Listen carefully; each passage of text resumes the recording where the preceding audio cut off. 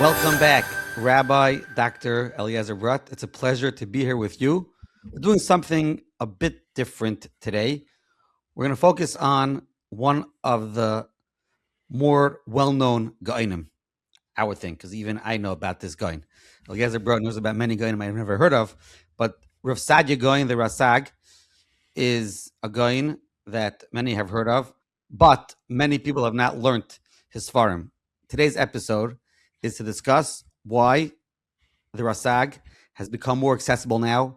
Beautiful new 2-volume set has come out from Mechon Zayis on the Rasag, on Chumash Vayikra specifically, and that's why we're doing this now. We're learning Kachim, and we are recording this the last Friday of Parshas of Sefer Vayikra.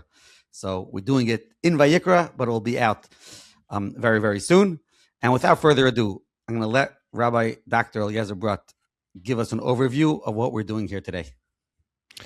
Okay, so basically, right before Pesach, a massive 2-volume set was released by Lakewood's Mechon Zayis, a truly monumental achievement. It marks the first publication of Saadyah Gaon's commentary on Chumash Vayikra. As we're currently in the midst of Kachim, at the same time approaching the end of Chumash Vayikra, it fits perfectly into our broader exploration of how each Masechta was learned throughout the generations, and more specifically, we're learning about Kachim, and there's a lot of materials in here relating to Kachim. We therefore felt it's worthwhile to relate the story and the significance of this remarkable masterpiece, and to attempt to provide the background on Rasag, how this work came about, and to discuss its importance. Why don't we start from the beginning? Who is Rav Saadyah Gaon? And we started discussing a little bit. You mentioned why we're talking about him now, but who is he and what are his works? And you'll get into why you're discussing him specifically now. Okay. So we first have to backtrack, just a drop, is this Geonim. So everyone, we grow up, we hear the terms Geonim, but pretty much most of us go through the yeshiva cycle. We don't even know who's in that period, how long is that period, and what's going on. So Robert Brody, Rachmiel Brody, is a world expert on Geonim. He writes in general, and I feel in general, if one wants to get a glimpse of the world of the Geonim, it's kedai to read his literature. He has a book, it's available in English. I highly recommend it. It's called The Geonim of Babylon and Babylonia and the Shaping of Medieval Jewish Culture. And it's also available in Hebrew with updates. But the point is, you could get a very good understanding of everything that happened in this period of time. He's a Talmud Muvik. This Brody is a Talmud Muvik of Professor Shraga Abramson, who was a tremendous Talmud Chacham, a person who understood learning, what learning is about, and understood the world of the Geonim. Now, so what's this period of time that we're talking about? It's from the late 6th to the mid 11th century. So basically, it's a long period of time, close to 500 years. And the term Geonim, they were the heads of the yeshivas of Bavel at that period of time. Now, Rasag, who's the main person for this presentation, he's born in 882, which is pretty much in the middle of this period of time. He becomes a Gaon at the year 928. He dies in 942 at the age of 60. Now, Professor Brody, in this book I just quoted, when he's talking about him, he says, a watershed in the history of the academies, such as the yeshivas and the Jewish intellectual and cultural history in general, was the career of Rasag. Why is it important? What's so important to care about Geonim? Answer. Basically, the world of the Rishonim was built off the Torah of the Gaonic period, which was close to, as I just said, 500 years. So for many of us, we did not give it much thought. But the point is now, if we could possibly have a way to understand what was going on during those few hundred years and have materials from then, it will help us greatly. Now, we have heard about it, and people learning in yeshiva, even if not in yeshiva, you've heard about it. One of the ways is the Netziv. The Netziv wrote this work called Heimek Sheila on the Shiltus. Another work that people have heard of that associates actually with Rav Saadyah Gaon is Rabbi Yerucham Fisher Perlau. He writes these 3 massive volumes on the Sefer HaMitzvahs.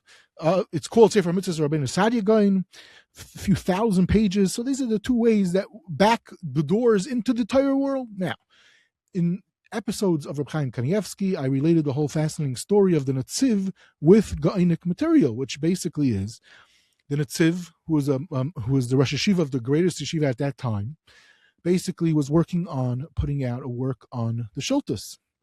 He finds out that there's manuscript material in St. Petersburg. He goes and gets it. I described then that he has to get on the train. There's the middle of the Zman. I said as an example, imagine Reb Shach, who worked on the Rambam for many years, he finds out in the middle of the Zman that in America that there is some pieces of manuscript relating to understand the Rambam. He's going to get up in the middle of the Zman. He wouldn't even leave Eretz Yisrael. Okay. Anyway, the point was that he traveled. This is a Yid, the Netziv is a Yid who signed all his documents almost by Avodah, every second counted, and he still did it. Now, the point is that in the limited language of the Gaonic material, it helps us understand the Rishonim. So too, Rabbi Yochanan Fisher Perlau. In this 3-volume work on Rasag, which is published in 1914 through 1917, he dies in 1934 after completing a massive work on the Kafler Affair. But kids, we see these Gedolei Olam learning Gaonic material, but Lamaisa, at the end of the day, it doesn't come part into the yeshiva world. Just to mention one example, is as follows.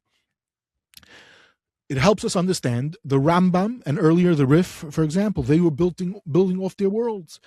In 1941, when the Siddur Rasag was published, right away, tons of Rambam comes to light. I pointed out Reb Chaim Kanievsky in his work where he deals with the Makayos of the Rambam.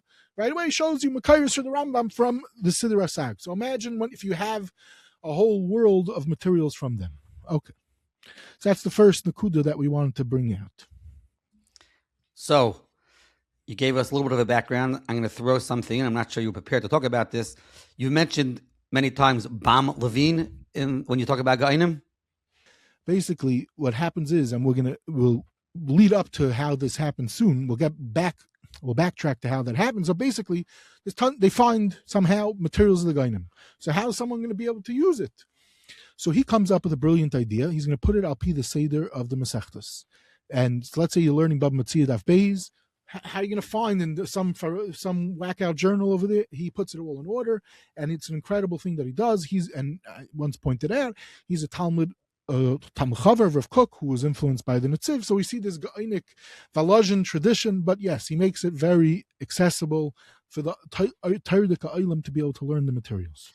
Okay, Nachzor le'inyanenu, as they say. So you gave a very nice background to Geonim, Rasag Gaon. What specifically is happening now with this new material on Chumash Vayikra?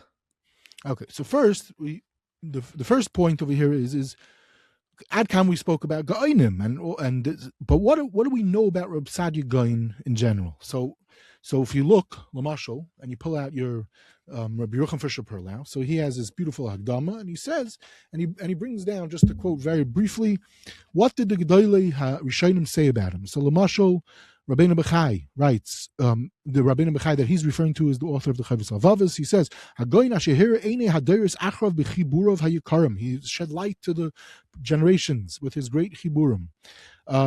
The Rajbash, Sfarav Me'irim Haseichel Mechadim Habina Umayrim Cheftzei Merazazim Ha'atzel. Then he says, this is incredible Ashim. Yichadish Dvarim Shaloi Shama Oizem Oilam. He was a Merdika Mechadish. The Meiri brings down the Chaber Sfarim Harbad in Kates with Torah B'Ksavu Torah Balpeh Ubediktuk.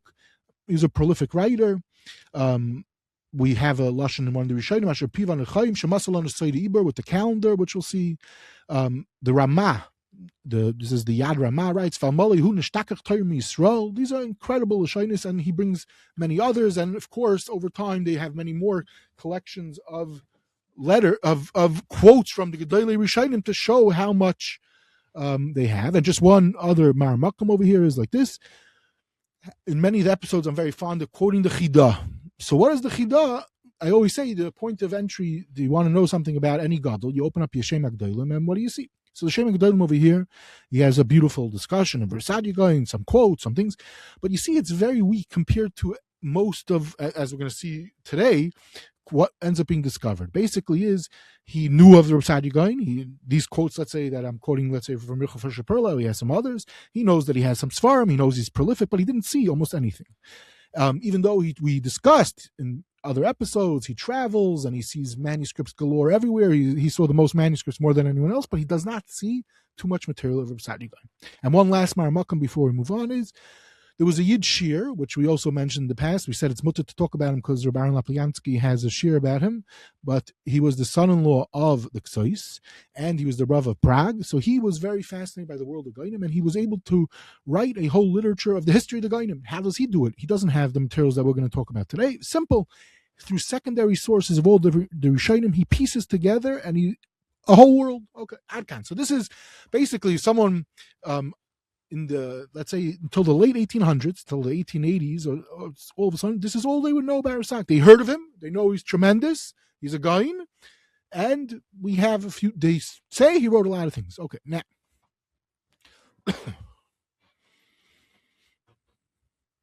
So basically the question is, what changes? What changes that all of a sudden does something happen? So the answer is yes, and that is the Cairo Genizah discovery.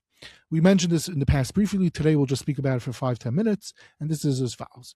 Basically, in 1896, what's called today the Cairo Genizah was discovered from an attic in the Ben Ezra Shul. This was basically the Shemus. Now, Shemus took place in all different shuls across in different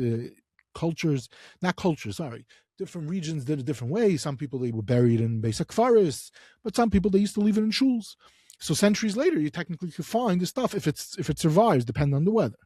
Bekitzer, they find in this Genizah, wasn't such a big room, but basically thousands and thousands of documents. Just some of the numbers of how many documents, it's over 200,000 fragments, but it's really much more between all the different, if we count every single possible discovery that might be coming out from here, hundreds of thousands of pieces are coming out from here. What's in there?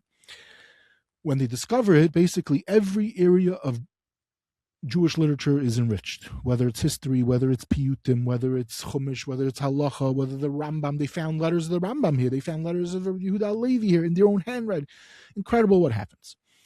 Now, the real story of what happens, who's the first person who gets the credit, we're not going to go into Barichos, but Lamashal, there was these two sisters. They traveled a lot. They seem to have located a page. They bring it to this person known as Solomon Schechter, a tremendous expert, a big professor. He chaps that something's up over here. He wants to go check out where they got it from. It's in Egypt. He goes down, and basically he's blown away by what he sees. Eventually he makes all the arrangements necessary, buys it, and carts off all the materials there to bring it back to Europe, to his university. Now, the truth is that, like everything else, there were other people that discovered this. There were near misses. There were gedolim that passed by, other travelers that went there.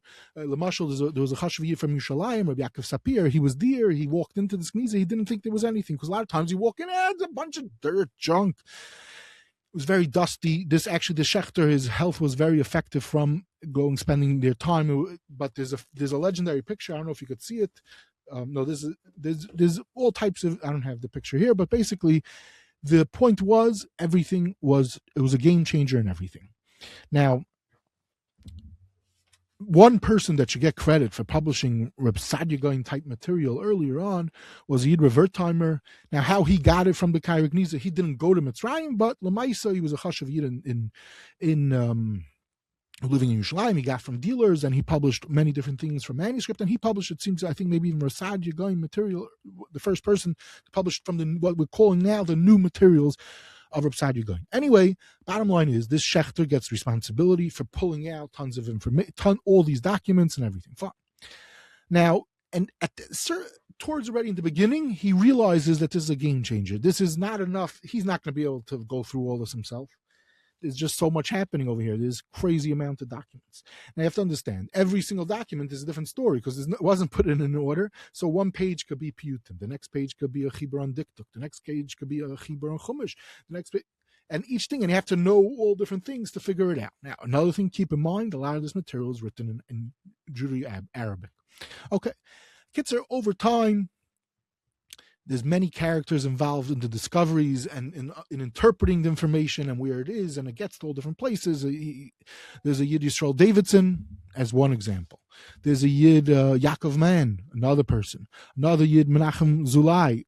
Endless. Each one is more interesting than the next. These different interesting types of characters, and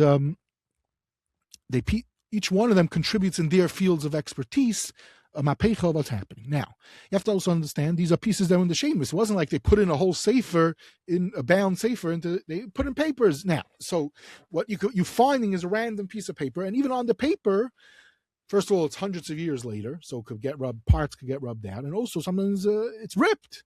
Now, a lot of these people, what basically, there's a famous expression: what one man's junk is another man's treasure. It was mamish true over here. People thought, oh, this is all just junk, worthless, everything. And each hiker that went through it, in his field, he was able to discover remarkable things. Mashal, there was a whole incredible story of how the Piyutei Yanai, one of the earliest Paitanim we have, was discovered. One guy printed it for a total different reason. Someone noticed something on the top. Murder stories. Now, if someone wants to get not an academic version, but like a stamp to understand the story. So I recommend there's a book of Dina Hoffman and Peter Cole. It's called Sacred Trash, The Lost and Found World of the Cairo Genizah.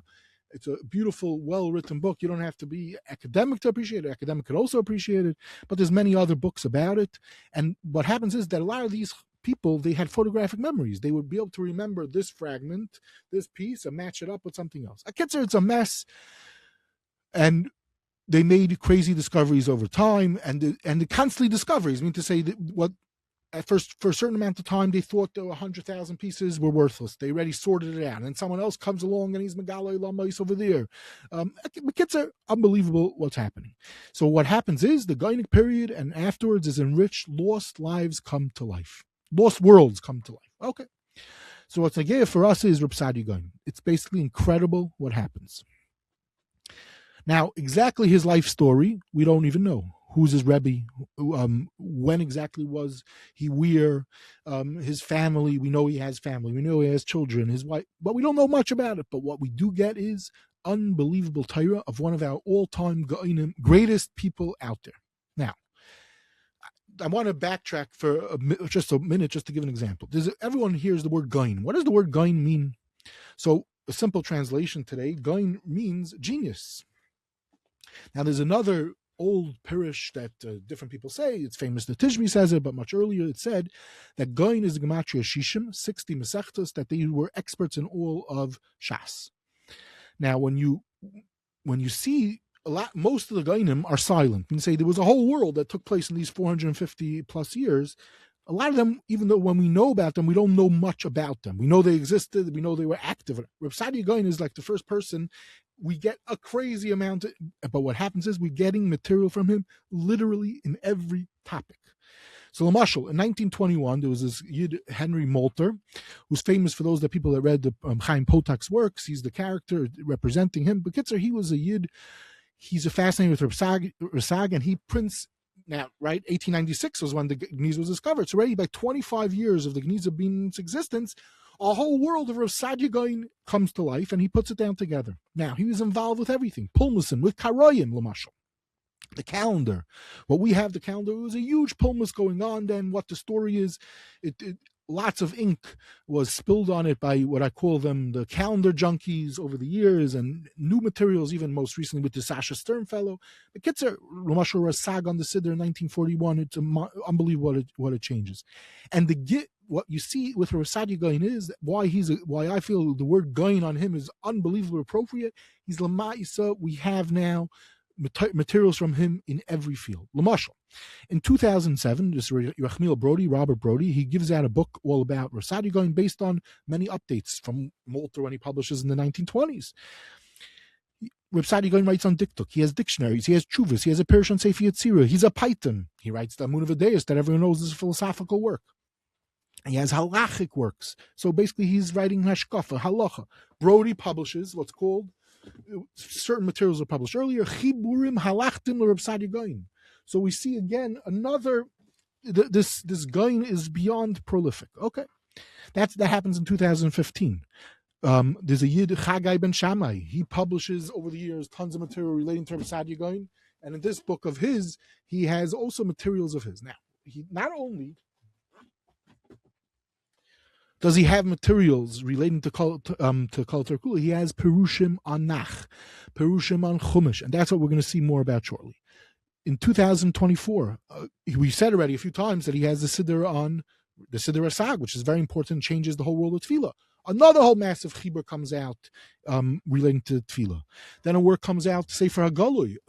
We mentioned he has polemic works. This also comes in the past few years.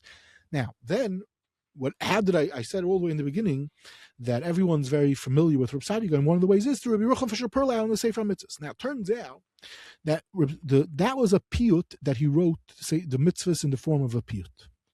So it was very few lines of Reb Saadyah Gaon. You could fill a page or two. And then look what Rabbi Yochanan Fisher Perla does, 2,000 volumes, 2,000 plus pages. They now have discovered his real Sefer HaMitzvahs work. Okay, and this work is remarkable because it is part of a whole thing. So when they publish it, they show that a lot of things Rabbi Yochanan Fisher Perla was mechaven to, and whatever, they deal with it very, very bakavadik. And actually, it's in its second edition after a few years, but a massive chibur, it's a game changing in understanding the Sefer HaMitzvahs of the Rambam, because it's going to be dealing with Reb Saadyah Gaon. He was aware of the materials, so they even thanked the Mechon Zayis, because Mechon Zayis released samples of their work that we're talking about today. Vayikra, they published paperbacks of some of the parashas to get feedback. So the Sefer HaMitzvahs people had it, so they have it. But Kitzer, it's the gift that keeps on giving is all from this Cairo Genizah discovery way back. It just keeps on going. Okay. Now, so as I said, what's significant over here is that Geonim, we barely know about the individuals, but by Reb Saadyah Gaon, we are now seeing a remarkable thing. It's no longer the term Geonim, and it means figure it out in those 500 years. Is it that once we see how much material there is from Saadyah Gaon, we could assume that there are many other Geonim that wrote and have so much material, or no connection necessarily? They don't think so. We don't think so, because basically there's a lot of, they do have lots of material from before Reb Saadyah Gaon that were also discovered over here. And so if there was a Reb Saadyah Gaon's Rebbe, so to speak, there would be some types of such materials, but there hasn't been. So they're not too. Also the Rishonim, part of the thing is the Rishonim knew about Reb Saadyah Gaon. The secondary literature all the years, they always knew that this superstar Reb Saadyah Gaon. They don't make a mention of another Reb Saadyah Gaon Rebbe type superstar. Okay. Fine. So now all this leads us to Chumash and this new work. So before the Genizah of the Cairo Genizah was discovered, what was the status? What was the story with Chumash? So the answer is, there was Tyrus and secondary quotes, which we'll see a little bit about, and also there's something known as the Tafsir, which is just like there's a Targum Onkelos, he wrote an Arabic translation of the whole Chumash, and many different Sfardim would do Maver Sedra with that Targum of the Tafsir. Now, so basically he was Metargum himself, the Torah, in a different translation than Onkelos himself. Now, to understand this, the people that have a field day in the field of Diktuk have tons what to say about this Tafsir. And the different Zayis, again, in the field of the Tafsir, an incredible work from a Teimanish Yid of Amram Kairach just came out also. It's called Nar Nevei Shalom, also just recently published, but it was known to exist. And basically, it shows the Amkus, what's going on in his parish over here, that all different things are happening. As I said, he was expert in language, but he also was a Mardika Mechadish. Fine. Just recently, the Yid, which we're going to get back to talking about him momentarily, his name is Yishai Ronen. So he publishes for the first time the Tafsir, the introductions to the Tafsir, in a new journal that he founded with his friend called Mesivais. And this journal has a lot of guiding material. These are from Cairo guys that are putting out the materials. Fine. Now, so this is one part of Reb Saadyah Gaon's parish. But that, okay, say there. Avada, if someone wants to learn a parish of a person, a short parish, and we're talking about Reb Saadyah Gaon, you can imagine there's a lot happening. But then he has a full, much lengthier parish, which was lost, and that's what's restored through materials found in the Cairo Genizah. So, Lamashal, 1984, a massive work comes out in Bereshis. Again, not all of the material, because we don't a lot's still lost, but the Yid Moshe Zucker, he publishes a fat work on Bereshis. Rav Ratzavi publishes through Meister of Cook on Shemais, what he was able to locate from the Genizah, another volume of materials. And that's it. Now, before anything, we knew from all different ways that it seems that he wrote other parts. Shaila was, did he write on Kol Terakula or not? But he definitely wrote on, it seems they knew that he wrote on Vayikra. Fine. Now, what's the significance of all this? Basically it turns out this is the first work of an Adam Gadol on Chumash. It's not pshat, okay, he's Maver Sedra and he has a good vart. He's learning the Chumash al Hasoif, to be Mechaber Torah Shabal Peh, the Torah Shabiksav. He's in this work, he's battling, as I said, he's loichmim with polemics with Karoyim at the time. So here you have a work, a Be'iyondika work from one of the greatest of our Gedolim that we have. We're talking about even before Rishonim, one of the greatest of all time, people on Chumash's work. So Bereshis and Shemais, and if they can find more, it will be Gavaldik. So now, what's funny is like this, that you would think, okay, so Geonim, especially if you're familiar with the Netziv earlier on, the Geonim, they write very short. Rishonim, they also write very short. We Acharonim, we start writing longer. When you start reading through the materials of Reb Saadyah, you see he writes Mamish Barichos. Now, Lamashal Akekach, I once heard from Reb Shmuel Ashkenazi, that Lamashal Reb Shmuel ben Chafni Gaon, who is after him, also is crazy prolific.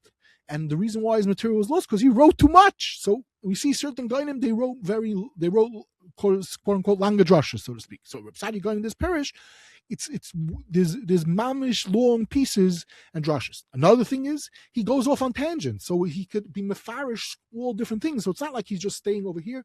He could end up dealing with many different things and putting down aspects. He's defending Torah Shabbat Peh. He has usually remarkable koyach of mechadish. All different things are happening over here. Fine. Lamaisi, he also writes many introductions to his work, and in this work I just quoted earlier, Yishe Ronen, we finally now have his introductions, why he's writing his parish, why he's writing his tafsir. Okay, fine. Now, not only does Reb Saadyah Gaon learn Chumash Biyun, also the Megillas Biyun, and in recent years, Esther and Eicha has come out. Fine. Now, okay, so this is so far some of the story of the work on Chumash. Now, so what I'm trying to bring out is we have here, basically, this is the start of learning Chumash Biyun is from this Gaon, Reb Saadyah Gaon. So this is the material. If someone, you say you want to learn Chumash Biyun, so you're learning the Rambam, let's say, or you're learning pieces of the Rambam that here you have much earlier he was the source for these Rishonim who a lot of times do quote materials from him that we do not have. Now, comes along Aleh Zayis. What do? So Aleh Zayis is a company based in Lakewood, and the answer is like this. Basically, in order to put out a product of this proportion that they do, you need to have funding. So they get funding through the generous support of a Yid named Binyamin Rubin, through his grandson, my good friend Moshe Dembitzer. He hooks up Mechon Aleh Zayis with this Yid, and they write up a whole proposal, what they're going to do. And the question was, what should they publish? Should they publish Bereshis that was already done, but with the new materials that they're able to discover now through tools, which we'll mention in a moment? Or should they publish Shemais? Or should they look for new materials? I rather was asked by Moshe Dembitzer at the time, and I said, always try to publish new. If you could find new Vayikra. Lamaisa, they came to this conclusion themselves. They said, you know what, let's scout out what's their material out there on Vayikra, and they do. And they found way more than they thought. Okay, now. So first, they didn't just, and this is what, to see the significance in this project is like this. First, you need to create a team. If you have funding, you could create a team. So they did. They had a Yid Yehuda Zevald, a Panavizer, who's an expert for the past bunch of years. He's been publishing materials all over. A Yid who sits in Cairo, Yom V'Layla, and in Bizman Sheni Yom V'Layla, he publishes a crazy amount of material, articles, Svarim, mostly in recent years devoted to Geonim.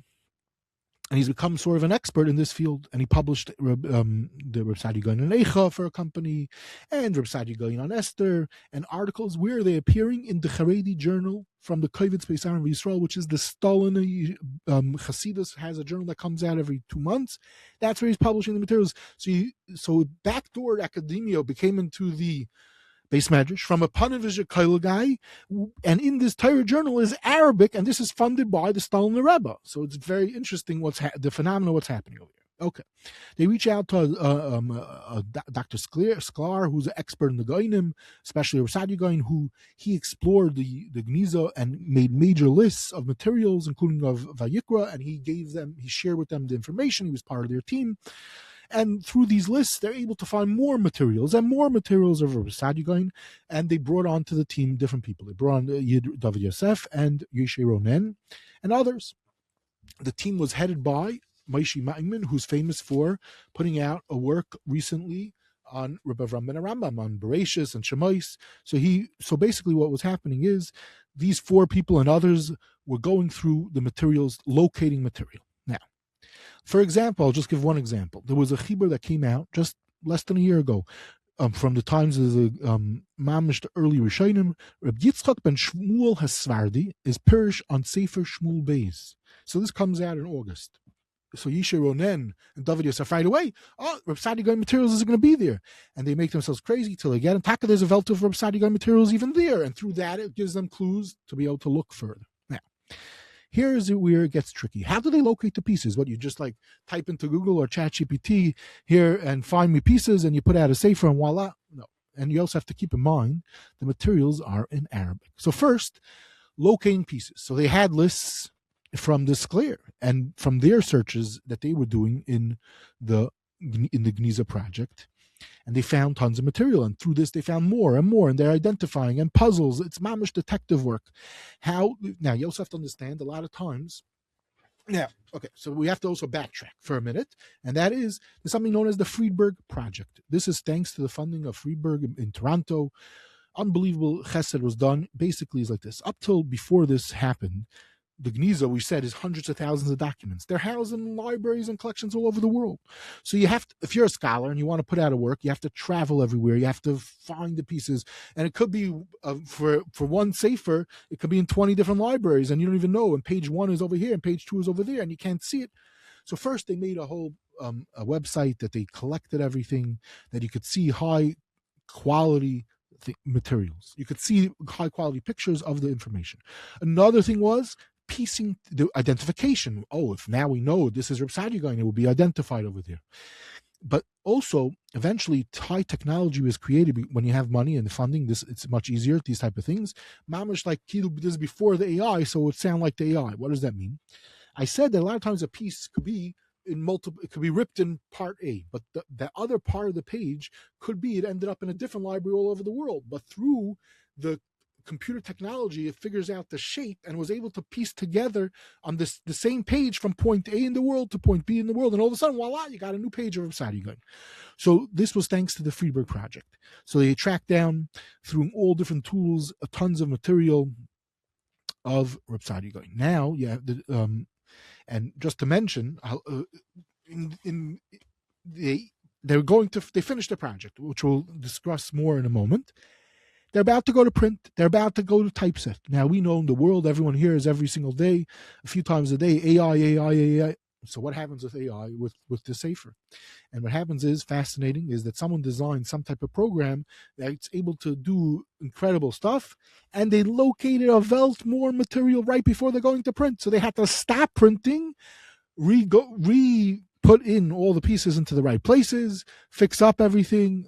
Crazy thing. It set back the work for a few months, but because of thanks to the AI, they were able to locate a bunch more pieces of Reb Saadyah going on Chumash. Now, just understand this. So, Lamashal, there was a discussion for years. Did Rabbenu Chananel, we're familiar with Rabbenu Chananel because on the side of our Gemara, he quotes a lot of Reb Saadyah. And what's going on? What's his relationship with Reb Saadyah? Is there? We had even a work that someone printed, Rabbenu Chananel al Torah. What is it? Is it really a likud? Is it his own person? Now, through the efforts of this project, they were able to figure out that he had his own pirish on Chumash. But in the pirish, he also deals a lot with Reb Saadyah. And again, Zayvald publishes in the Kavitz Beis Aaron Yisrael, right before Pesach, a whole big parak in Chumash Vayikra of Rabbenu Chananel, never published before. Not, we found 3 varts, okay, big deal. We're talking about almost 10, 12 pages of Rabbenu Chananel on topics that are relative, means say about the Yom Tovim. So we have now new materials of Rabbenu Chananel, and which is not like 3 words, real things. And just for an example, how does everyone hear? One of the ways how everyone hears about Reb Saadyah. So one of the ways is in your machzer before a shofar. Some people even say it. The 10 tamim of the shofar. Who says this is Reb Saadyah? Now, if it's earlier than Reb Saadyah is not the conversation for today, but it's famous Reb Saadyah. So in this thing that they find Rabbenu Chananel handling this Reb Saadyah, the Reb Saadyah about the 10 tamim of the shofar in this piece. So here we have, again, this is through the AI tools and whatever, the kitzer, science fiction, and all this is becoming real faster than we imagine. Okay, now, So now I said a lot of this material is in Arabic. You got to translate it. So this Zayval, this Yid in Panovich, taught himself Arabic, and his work is checked over by other Arabic experts. And this Yeshai Ronan and this David Yosef, part of the team, they also so basically it's not like, okay, you go to this farm store, you take out a rishon that you like, and you decide you want to write your footnotes. No. First, you got to locate the pieces. It's not found in a manuscript that someone gave you. Afterwards, you got to translate it. Okay, fine. Now, fine. So they have the material in front of them. So each guy has to be familiar with Reb Saadyah Gaon. So I just mentioned that in the past few years alone, how much materials of Reb Saadyah Gaon comes, and he's prolific, and he's referencing, and he's throwing you, and we could show off. He could, if you understand Reb Saadyah Gaon, what he says in Diktuk over there, or that piece that he writes in that article, and this thing, everything, it's not to be believed. So each guy of this team, Moshe Maiman, and there's David Yosef and Ronen and Zayval and others, they each working on it, and they each check each other. So it's a Mardika Pilpul Chaverim that's going on, and they did this in record-breaking time, 3 years. It's not academic, but they are familiar with all the academic literature, which the past 100+ years on Reb Saadyah Gaon, they're quoting it, Keseder, Bakovid. It's not a battle. We're out to show you as being Amaratzim. No, Chas Shalom. Everything, each one supplements each other. Okay, now, Lamashal, where's some of this materials? I said, some of this material is published in the Yeshua and found in all the shuls. You have all the guiding materials. It's coming out. It's coming to the yeshiva world. So what the key significance of this work is, this is on Kachim and Tyrus. Part of it, and this is our excuse, so to speak, is we mentioned there's almost nothing from Rishonim on Kachim and Tyrus. Here, all of a sudden, we have materials on Kachim and Tyrus. I'm going to mention that I quoted this in the past, that there's all types of parsha sheets that come out. So there's parsha sheets in Eretz Yisrael on Zram, Kachim, and Tyrus. Beyond the 25 pages that come out every week from Kol Geizim and Brak Yerushalayim. There they publish materials of Reb Saadyah Gaon, and the Olam over the years already handling different things, different chedushim, what's going on. I think Talmid Chacham can have a field day with what it is. I think articles are going to be written to show more examples, Lamashal and Makairos of the Rambam. Now, they did tons of detective work. Their introductions show in this work, when they publish it, they show they're aware of all the issues. So first of all, they published the tafsir that what we spoke about. They publish it over here, and they are mefarish it, and they use the materials of Kapach, and they use this Nevei Shalom that I quoted, and they use the work Moshe Zucker. Moshe Zucker, who not only publishes the Bereshis, he puts out a massive book on the Targum Shivim. The Targum of Rasag, a massive work. They use it. Based on what he did, they were able to build off him to show more, because he didn't know anything about the Vayikra. Now, what this is significant is like this. He deals with Haggadah over here. It's not only halachic pieces, Reb Saadyah Gaon. So there's a vel to that. So through the clone that he shows in Bereshis, they were able to build off and show what goes on in Vayikra. Yigimel Midas, he has tons of arichos. Lamashal, they have footnotes galore, but it's again in a way to try to be not too much, not to stam have shtickach Torah or whatever, but they try very, very hard to have the materials over here. They have and cross-referencing everything. They have indexes. They have different fonts to show, this comes from here, this comes from there.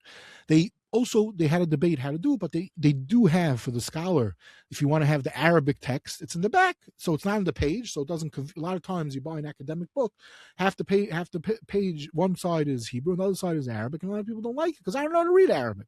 So they kept the Arabic, but they put that in the back, and beautifully typeset.